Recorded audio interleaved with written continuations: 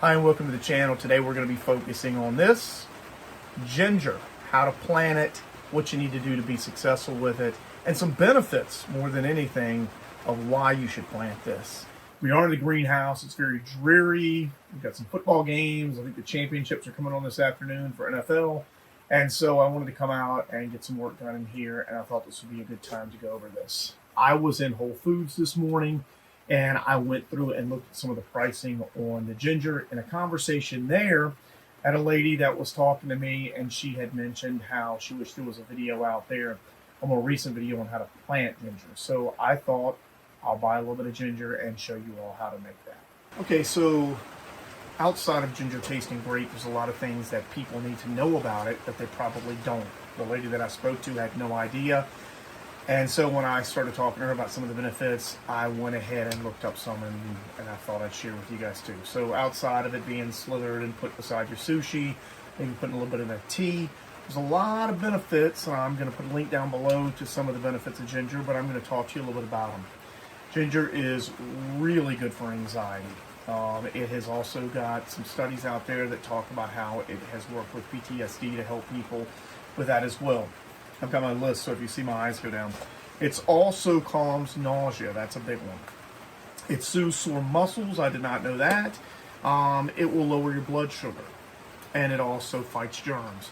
So ginger is very good for fighting germs, and in today's world, that's probably one of the top things that I think you need to know about.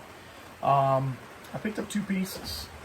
Okay, picked up 2 just in case one does better than the other, but I soaked one in a little bit of water and one without. I want to show you all what you want to look for when you're getting it, and you can see these little tips right here. Okay, here's one right here, just a whitening tip.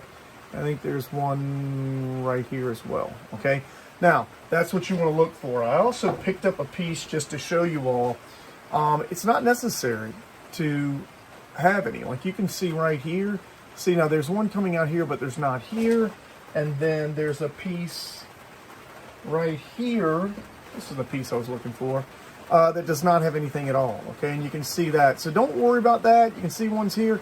But if you can find them with these that have these white tips, you're in business because it's starting to sprout, and that would be great. Okay, now I love ginger. I don't think that you can have enough of it, and I think that it's one of those things that not only because it does taste good, and I'll put some in my tea from time to time. I think, what is it, Trader Joe's makes an incredible turmeric ginger tea. I highly recommend that, and it's cheap, but it's really good. But it's also good to just take a couple slithers and put in your tea as well. And we've got some turmeric growing over here, and I'm going to try this year actually making my own turmeric and ginger tea. But with that being said, I want to express this. This you can use up to 4 plants or 4 rootings. Okay, so you've got one here. You have one here, you have one here, and you have one here. Okay, you could probably cut this if I don't think there's a ginger shortage, so just keep that in mind. I'm going to actually be planting this whole. I'm going to be planting this piece as well. Okay, so I'll probably have 3 different pieces. The thing to remember is you cannot have enough ginger. Okay, no matter how much ginger you have, you're always going to want more. So keep that in mind when you're pulling this up. One of the reasons I'm planting more than one piece is that you can plant it and the greenery comes up, then you're going to be able to go ahead and just pull one and leave the other ones in here. One thing I want to talk about in this video is I am not going to be showing the sprouts growing up. I think sometimes it's like this follow-up for some of these videos where they say, look, there's actually greenery. I'm not going to do that. And the reason is because ginger is really easy to grow. You do not want to have it on the straight, direct sun. It is subtropical, so if you can have it with a little bit of shade, not much, that would be fine. I've grown it in my raised beds in straight sun in northwest Alabama, and we have had a bunch of it. We've had a lot of success. I also had one year that it got so hot and we weren't watering as much that it didn't do well. I've had it in a little bit of shade. Now, I'm not talking about pure shade. I'm talking about just maybe a little bit of filtered. But it does not need it. I do not put it on this side. This is my south side of my greenhouse. I'll be putting this pot down on the north side, down the bottom, and it'll be fine there. But as far as doing a video just to show a couple green sprouts showing up to show the success, I can tell you that this is such an easy plant to grow. You're not going to really have to worry about that. Just trust me, okay? In a month, if you don't have anything coming up in your water and you're doing well, just take your finger and just push down where you can see it. As long as that is still hard, which it will be unless you overwater it, you should start to see some sprouts coming up. Leave it alone. Let's just let it do its thing, okay? Let's get to planting some ginger in a pot. Okay, I'm putting it in this pot because I'm not going to be potting it to sell. This is going to be for my own personal consumption. And that's why I'm putting it in this antique terracotta pot I got from the Outer Banks on vacation a couple of years ago. And I absolutely love this pot and wanted to put it in there. So here's what you want to do.